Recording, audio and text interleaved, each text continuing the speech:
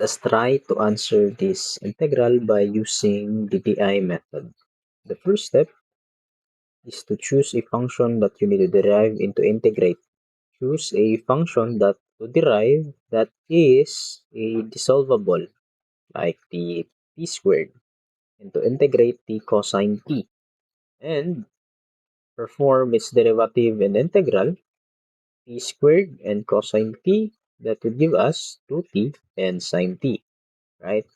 And performing further, the derivative of 2t is just 2. Integral of sine t is negative cosine t.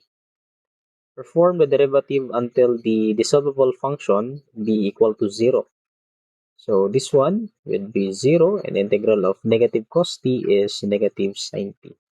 After that is you need to assign a sign that would be plus minus alternatively. And after that, you need to multiply diagonally the derivative and integral that we have created, like this one.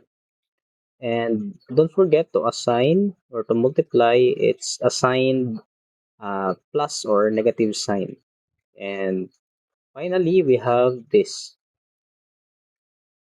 And don't forget your plus. Nice.